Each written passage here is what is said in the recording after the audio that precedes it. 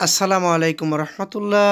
Welcome to Molla news TV. Molla news টিভির পক্ষ থেকে দেশের সকল ব্যাংক গ্রাহক, দেশ ও প্রবাসের সবার জন্যই একটি গুরুত্বপূর্ণ আপডেট নিউজ। 3টি ব্যাংকের বোর্ড ভেঙে দিলেন কেন্দ্রীয় ব্যাংক।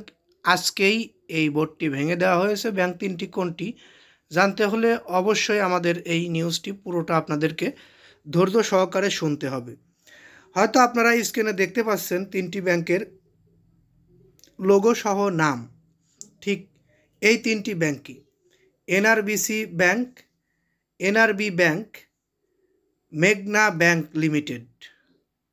এই 3টি ব্যাংকের বোর্ড ভেঙে দিয়েছেন বাংলাদেশ ব্যাংক, অর্থাৎ মেঘনা, এনআরবি, এনআরবিসি ব্যাংকের বোর্ড ভেঙে দিল কেন্দ্রীয় ব্যাংক। পরবর্তী করণীয় আগামীকাল ঘোষণা করা হবে। আমরা আজকে শুধুমাত্র আপনাদের এটুকু জানানোর জন্যই নিউজটি নিয়ে এসেছি। বাংলাদেশ ব্যাংক, মেঘনা ব্যাংক, এনআরবি ব্যাংক ও এনআরবিসি ব্যাংকের পরিচালনা পর্ষদ ভেঙে দিয়েছে। বুধবার অর্থাৎ আজকে 12 মার্চ কেন্দ্রীয় ব্যাংকের মুখপাত্র আরিফ হোসেন খান বিষয়টি নিশ্চিত করেছেন। তিনি বলেন, পরবর্তী করণীয় আগামীকাল ঘোষণা করা হবে।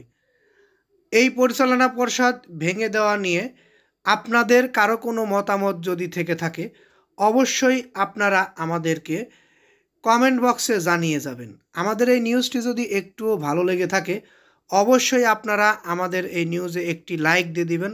এটি আপনাদের কাছে রিকোয়েস্ট, কারণ আপনাদের একটি লাইক ও কমেন্টের কারণে আমরা পরবর্তীতে ভিডিও বানাতে আগ্রহী হই। যাই হোক, আমি এই নিউজটি আর দীর্ঘায়িত করব না, শুধুমাত্র একটু বিষয় আপনাদেরকে জানানোর প্রয়োজন মনে করছি। সেটি হচ্ছে, বাংলাদেশে দুর্বল ব্যাংকগুলোতে আমানত বাড়া শুরু করেছে। সেই হিসাবে আপনারা নিশ্চিন্ত হতে পারেন। আবার এদিকে 3টি ব্যাংকের পরিচালনা পর্ষদ ভেঙে দিল বাংলাদেশ ব্যাংক। আগামীকাল এই বিষয়ে চূড়ান্ত সিদ্ধান্ত আসবে, অর্থাৎ পরবর্তী করণীয় কী সেটি জানানো হবে। আপনারা যারা এতক্ষণ ধৈর্য সহকারে নিউজটি দেখলেন, তারা আসলে ব্যাংকের গ্রাহক বলে আমি মনে করছি। এ কারণেই আপনাদেরকে আরেকটি তথ্য আমি দিয়ে যাই।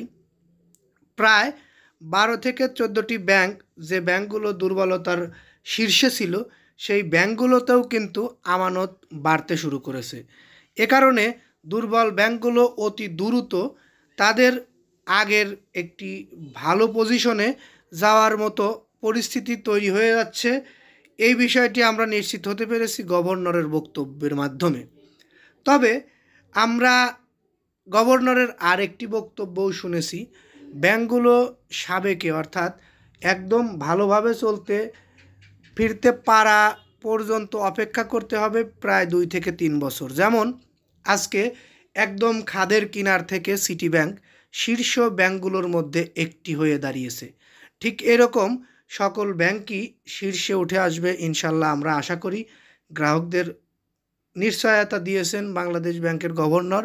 সেই নিশ্চয়তায় আপনারা আপনাদের আমানতের রক্ষা পাবেন এবং আমানত ফেরত পাবেন বলে আশা করা যায়। যাই হোক, এই নিউজটি আর দীর্ঘায়িত করছেন, এখান থেকে বিদায় নিচ্ছি। আসসালামু আলাইকুম।